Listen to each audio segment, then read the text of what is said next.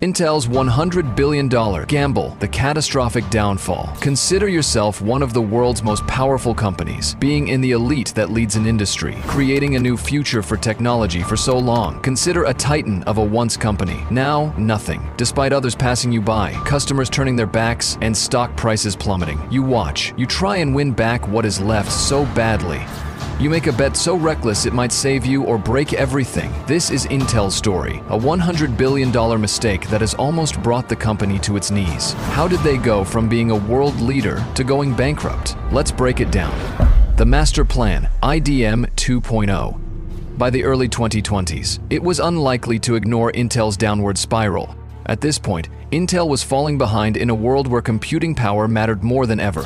Ryzen chips were faster and better at using power than their Intel counterparts, making AMD a legitimate competitor that had grown from being a small business to an actual threat. Nvidia controlled the market as it stormed the AI and gaming market with its GPUs, and TSMC was the leading semiconductor manufacturer in the industry. In addition to being behind, Intel was fighting for relevance. Shortly after, in 2021, the company's board selected a kind of a newcomer to Intel, 30-year veteran Pat Gelsinger, to take the helm. Gelsinger was familiar to the company. He worked on Intel's early x86 chips and led VMware for years. He was viewed as the person who could save Intel. For that, Intel had to change its whole business strategy to achieve a complete turnaround. Enter IDM 2.0. Intel's version of operating America's large chip manufacturing and supporting almost everything else on its dime.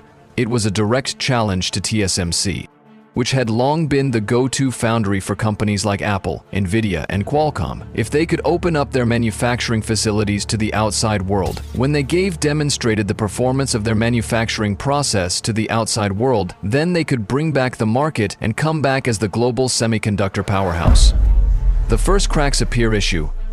IDM 2.0 was a winning strategy on paper. Although Intel was way ahead of the curve in chip manufacturing, it already had fantastic government relations to help make a comeback. However, the truth was nothing like that. An old chip technology by Intel meant the company was years behind. As a result, they had been left in the dust when it came to their delays moving from 14nm to 10nm chips. Back in 2016, Intel promised its chips on 10nm would be revolutionary. And they would have been if Intel could keep giving them. Intel took more than a decade to finally launch their 10nm chips in 2019, while they were already behind, as TSMC was already producing 7nm and 5nm chips. And they were on the 3nm node just around the corner. Intel's 10nm was outdated before it ever showed. The delay wasn't the problem. It was the technology Intel was using to create these chips. TSMC and Samsung started mugging up to extreme ultraviolet lithography whereas Intel was still touting older, overhyped technologies, lacking the one beneficiary of cheap manufacturing. This meant that their chips couldn't compete with the competition on performance and power efficiency. That was a massive problem because in the world of semiconductors, keeping up wasn't an option. It was the basis of survival. Even though Intel could afford to catch up, they did the worst thing possible when they tried to catch up, i.e. well after the industry had already moved on. Customers didn't trust Intel. Intel's customers no longer trusted them if they hadn't fallen behind on the technology. Over the years, Intel had reigned supreme in the CPU market, but with the trend of increasingly powerful GPUs as well as specialized silicon, it made Intel's life very tricky. Apple, Nvidia, and even AMD had already started producing their chips or handed over production to TSMC for reliability. But Intel not only manufactured chips, but also designed their products, which was already daring for any external client to trust with their business. So why should you trust a company that could be giving your product second priority over its products? But in 2020, perhaps Apple's biggest blow came when it stopped using Intel and instead began using its M1 silicon. For years, Intel had been Apple's biggest customer, but after failing to make its chips work reliably and on time, Apple is now going all in on its custom chips, and it paid off.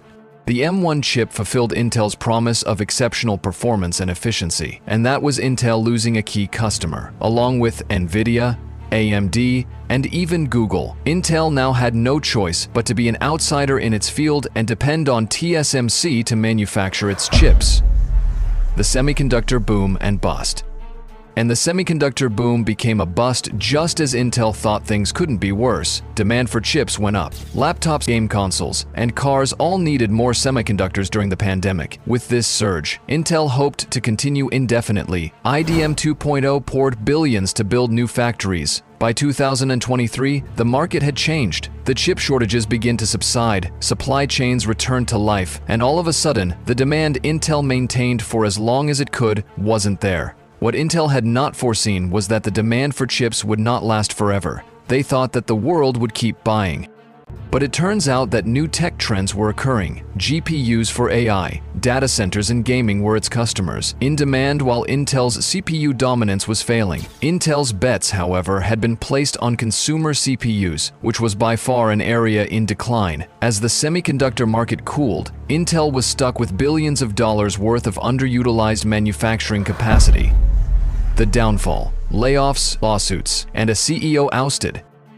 Intel's financial situation was in distress by 2024, with just greater than $100 billion spent on IDM 2.0 so far. The returns are not great. With Intel's stock price now under $25, investors were edgy. There was no option but to make serious reductions at the company. Intel laid off over 15,000 employees and said it would spend $10 billion on restructuring. Intel's recovery, however, seemed out of reach, even though they had made efforts. But the damage had been done. Intel CEO Pat Gelsinger was ousted in late 2024 in a final shock to the industry. Although the retirement was officially labeled, it was clear the board no longer had confidence in him. Intel was now $100 billion behind after a bet that didn't pay off under his leadership. Intel's problem wasn't its technology or the market. The executive leadership could not adjust to the new frontier. Can Intel recover? Can Intel recover from this? It's hard to say with the semiconductor market shifting and having their reputation tarnished and their financial losses so large. But there's still hope. The resources are there, and the US government is allowing Intel billions from the CHIPS Act. They still have strong IP, deep technical talent, and the ability to innovate. Can they pivot fast enough? Can they regain the trust of the customers? Only time will tell. What do you think? Will Intel be able to play catch-up again, or have they simply run their course over 1,000 years in the tech titan world? Let your thoughts be dropped in the comments below, and if you want to see more of corporate giants gain their fall, don't forget to like, subscribe, and that bell for more.